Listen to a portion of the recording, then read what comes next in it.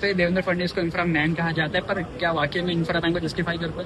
दिखावा, उनको सिर्फ दिखाना है कि हम मदद कर रहे हैं, लेकिन एक्चुअली उनको सपोर्ट नहीं कर रहा है। मतलब जहाँ पे डायरेक्ट स्कीम होती है जो किसानों को या कोई भी व्यक्ति को या महिलाओं को जो दी जाती है, वहाँ पे भ्रष्टाचार नहीं कर, इसलिए वो योजना जितनी कम इम्प्लीमेंट हो उतनी उनके लिए अच्छी है। और बड़े बड़े जो इंफ्रास्ट्रक्चर प्रोजेक्ट है, जो समझो 100 रुपए में एक आध प्रोजेक्ट होना चाहिए, उसकी कीमत वो 200 रुपए करके वहाँ पे भ्रष्टाचार कर, इसलिए इंटेंट जो है इस सरकार का वो खराब होने के कारण ये योजनाएं प्रॉपरली लोगों के हित में इम्प्लीमेंट नहीं की जाती। नागरिक और किसानों के प्रश्नों को दबाया जा रहा है।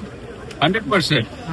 क्या हो रहा है कि जैसे जैसे एमपीज की संख्या सत्ताधारी जो पक्ष है उनके पास बढ़ती जा रही है, एमएलए की संख्या बढ़ती जा रही है, तो एरोगेंस इस सरकार में बहुत बड़े लेवल पे आ रहा है। तो लोगों के जो विषय है उस विषय को ये नेग्लेक्ट कर रहे हैं। एकाध विरोधी पक्ष का एकाध आमदार हो या नेता हो, अगर वो लड़ रहा है उसको भी वहां पे नेग्लेक्ट किया जा रहा है। उसके कारण जो कॉमन मैन है महाराष्ट्र का, उसके ऊपर बहुत बड़ा अन्याय होते जा रहा है। इसीलिए हम सबका कहना है कि लोगों को अभी हम तो लड़ेंगे, लेकिन हमारे साथ लोगों ने भी बहुत बड़े संख्याओं में आने की जरूरत है। हम अक्सर देखते हैं कि आदित्य जब भी शुरू होता है तो हर बार किसानों के प्रश्न, किसानों के आंदोलन होते जाते हैं और कई सारे बीमारी निकाली जाती है, इंश्योरेंस निकाले, लेकिन फिर भी इम्प्लीमेंटेशन प्रॉपर नहीं होता। उसका कारण क्या है? दिखावा, उनको सिर्फ दिखाना है कि हम मदद कर रहे हैं, लेकिन एक्चुअली उनको सपोर्ट नहीं कर रहा है।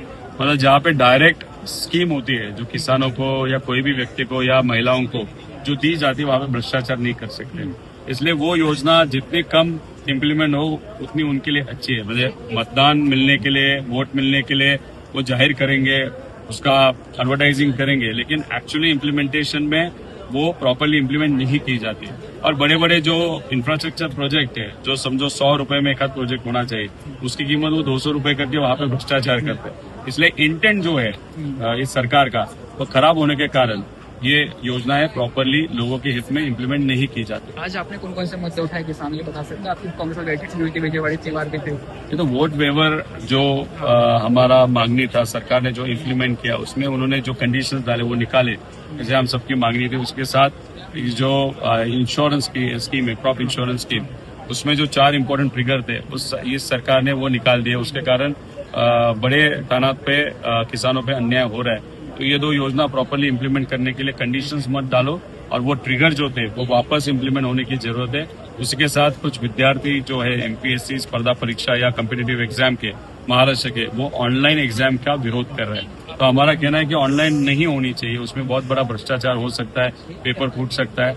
और वो भी बात उनके सामने हमने रखी थी, और राइट अथॉरिटी के सामने हम बोलेंगे, ऐसे उन्होंने कहा। उसी के साथ ये जो किसानों की बात हमने की थी, जो इम्पोर्टेंट एजेंसी है या जो बॉडी है जिन्होंने इसका निर्णय लिया था, परदेसी कमेटी, तो उसके सामने हम नेक्स्ट वीक जा रहे हैं, चर्चा करेंगे। अभी देखते क्या होता है। आपने इंफ्रास्ट्रक्चर की बात की, जहाँ पे हाल फिलहाल में पहली बारिश में मुंबई के महापौर ऋतु ताड़ो के सामने एक आदमी पॉटहोल में गिर जाता है, जिसके बाद मुंबई में मुलुंड में स्लैब गिर जाता है कंस्ट्रक्शन के दौरान पे। और कल के दिन चेंबूर में एक पेड़ स्कूल बस पे गया, जिसके कारण एक बच्चे की जान चली। जिस तरीके से इंफ्रास्ट्रक्चर वो चल रहा है, पहला बीम से इलेक्शन, उसके बाद भी ये सामने देखने मिला है। देखो, 2-3 सालों से यहाँ पे किसी की भी सत्ता नहीं थी, वहाँ पे प्रशासक था, मतलब एक अधिकारी को जवाबदारी दी थी, और वो अधिकारी वहाँ पे के जो भी पालक मंत्री है उनके मार्गदर्शन में वहाँ पे काम कर रहे थे। मतलब वहाँ पे भ्रष्टाचारी अधिकारियों के माध्यम से हुआ, ऐसे लोगों का कहना है। और काम अच्छी तरीके से न होने के कारण ये चीजें हमको दिखाई दे रही है। अभी जो शासन है वही प्रशासन पे कंट्रोल रखता है, और अगर वहाँ पे प्रशासक अधिकारी था तो शासन चलाने वाले लोगों ने वहाँ पे गलत तरीके का काम किया है। और जो अभी आज दिख रहा है, और वो बेचारा अधिकारी अगर वहाँ पे आपके सामने गिरता है तो आप कोई और कारण देते हो, तो एक गलत चीज है। आप अगर मेयर हो तो जिम्मेदारी लेने की गट्स भी रखने चाहिए, लेकिन इस सरकार में किसी के पास वो डिसेंसी नहीं है कि हम एक्सेप्ट करते हैं कि हमारे कारण ये हुआ, आगे नहीं होगा। लेकिन सरकार के नेता और जो भी हायर लेवल है, लोअर लेवल, वो सिर्फ पैसा खाने में बिजी है। मेरा एक आखिरी सवाल है कि जहाँ पे देवेंद्र फडणवीस को इंफ्रा मैन कहा जाता है, पर क्या वाकई में इंफ्रा मैन को जस्टिफाई कर पाए? देखो, इंफ्रास्ट्रक्चर प्रोजेक्ट लाना एक बात है, लेकिन वो कॉस्ट इफेक्टिवली इम्प्लीमेंट करना वो दूसरी बात है। क्वालिटी भी देखना वो दूसरी बात है। इसलिए इंफ्रास्ट्रक्चर डेफिनेटली उन्होंने बहुत सारे इंफ्रास्ट्रक्चर लाने की वहाँ पे कोशिश की, लेकिन उनका ताकत अगर हम देखते हैं, और सरकार केंद्र में भी उनका है, और ज्यादा इंफ्रास्ट्रक्चर वो ला सकते थे, पर अनफॉर्चुनेटली वो हो नहीं पाया। और जो भी इंफ्रास्ट्रक्चर लाया, जैसे समझो आपका शक्तिपीठ मार्ग जो आ रहा है, उसमें बहुत बड़ा भ्रष्टाचार हुआ है या होगा, ऐसे हम सबका कहना है, क्योंकि वो जो एस्टिमेट है उसमें ही बहुत सारी गलतियां हैं।